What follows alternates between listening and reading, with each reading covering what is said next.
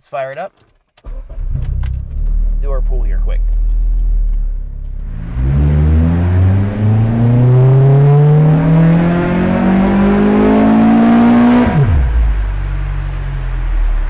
Alright, let's go ahead, stop our data log, and I'm going to go ahead and shut the fan off.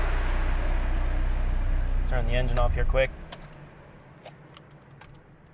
Okay, so let's flip over here to our 20-degree window. Now what we're finding here is we might need, again looking at this, might need a little bit more fuel here, maybe 2-3%, 2,500 and below. Our mid-range from 27 to roughly 5,000 looks like we don't really need much of any difference in fueling. But up top, 58, 6, 7, 8,100. Notice that it's going to start to need less and less fuel there. So we're going to have to reduce down our fueling to the engine.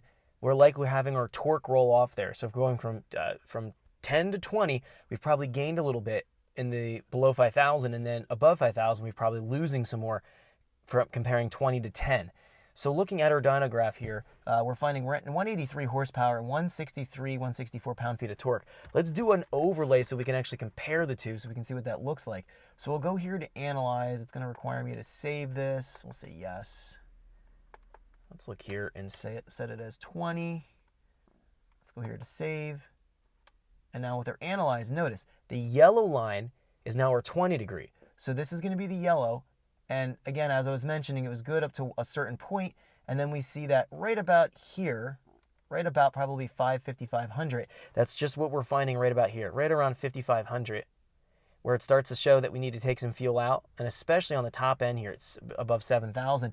We can see the yellow is starting to roll down here, the torque starting to fall, the power starting to fall. It made more power on the 0 degree compared to the 10 degree, which is the red, and then it made more power at 10 degree compared to the 20 degree, which is the yellow. So we know on the top end in our cam composite blend, probably above 5,500, we're going to want to run around 0 to 5 degrees. And then above that, where we're gaining more torque, we're probably gaining torque here all throughout with the yellow, up to roughly 5,000. So we at least want 20 degrees at 5,000, and then we can taper it down as we go up to RPM to 0 degrees. So we do a taper in the cam command within our cam blending. We're not going to get into that yet, but we do see now visual confirmation here. But looking at what we find in our actual table right here, this will give us confirmation that we do have to add some more fuel. We have gained a little bit on the low end here. We'll add about 2% here. We'll add about 1% here. Here we'll take away 1%. Here we'll take away 2%.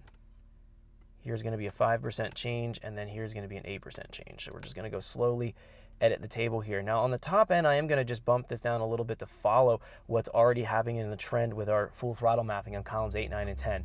So this should be good here, and the updates of our fuel changes. Let's look at our spark timing and take a look if we're getting any knock count. Now what we're finding here is we are picking up some knock, and specifically it's happening only in the lower RPM. That seems to be our problem point. We do see the knock sensor is going kind of erratic right here. Let's pinpoint that spot and let's detune it. So that looks like it's happening right on the low end, right around 1,700, 2,000 RPM. The rest of the pool looks good in terms of... Thanks for checking out our teaser clip. If you want to see the rest of this video and more than 500 hours of current EFI training we have to offer, make sure you click right here. If you want to go and check out more teaser clips from this training course, click here. And you don't want to miss any of the videos we're going to be releasing on this channel, so make sure you subscribe and click here. Thanks for watching, and I'll see you guys later.